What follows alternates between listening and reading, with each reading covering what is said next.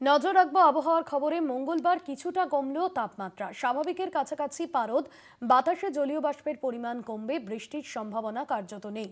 পশ্চিমের জেলায় 20 ডিগ্রির নিচে নামলো পারদ। এখনই খুব বেশি পারদ পতন নয়। শুক্রবার ফের আবহাওয়ার পরিবর্তন, বাতাসে বাড়বে জলীয় বাষ্পের পরিমাণ। বজ্রবিদ্যুৎ সহ বৃষ্টির সম্ভাবনা রয়েছে উপকূলবর্তী জেলাগুলিতে। বজ্রবিদ্যুৎ সহ বৃষ্টির সম্ভাবনা বেশি থাকবে দক্ষিণ 24 পরগনা জেলায়। মূলত উত্তরবঙ্গে আকাশ পরিষ্কার থাকবে, কখনো আংশিক মেঘলা আকাশ। দার্জিলিং কালিম্পংয়ের পার্বত্য এলাকায় কুয়াশার সম্ভাবনা রয়েছে, এমনটাই জানিয়েছে আলিপুর আবহাওয়া দপ্তর। পশ্চিমের জেলায় 20 ডিগ্রির নিচে নামলো পারদ।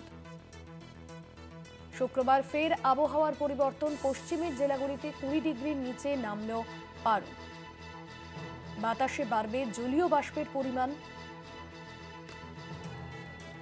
শাশ্বতী রায় রয়েছেন ফোন লাইনে। শাশ্বতী, আজ থেকে কিছুটা হলেও শীতের আমেজ উপভোগ করতে পারবেন বঙ্গবাসী।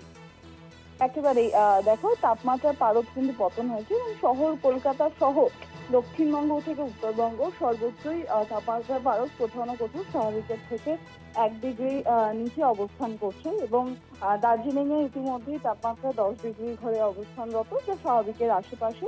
এবং তার সঙ্গে সঙ্গে দক্ষিণবঙ্গেরও একাধিক জায়গা, যেরকম ক্যানিং থেকে শুরু করে দীঘা সংলগ্ন অংশ, আসানসোল, এই সমস্ত জায়গাগুলি এবং বাঁকুড়া, পুরুলিয়া তো বটেই, বিশেষত পশ্চিমের জেলা, সেই জেলাগুলিতে কিন্তু তাপমাত্রার পারদ স্বাভাবিকের থেকে দুটোই, সর্বোচ্চ এবং সর্বনিম্ন দুটোই কিন্তু নিচে অবস্থানরত।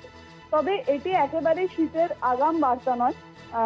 সম্পূর্ণভাবে এই নিম্নচাপের ভুকুটি কেটে গেলে তারপর তাপমাত্রার পারদ আবারও নিম্নমুখী হবে এবং এই উত্তরে যে হিমেল হাওয়া, সেই হিমেল হাওয়ার প্রভাব কিন্তু জারি থাকবে আগামী দুদিন এবং এই তাপমাত্রার পারদও ধীরে ধীরে নিম্নমুখী হবে আগামী 1 থেকে 2 সপ্তাহ বাদে থেকে, বা জাকিয়ে শীতের যে আমেজ তা কিন্তু মিলবে আগামী 1 থেকে 2 সপ্তাহ পর।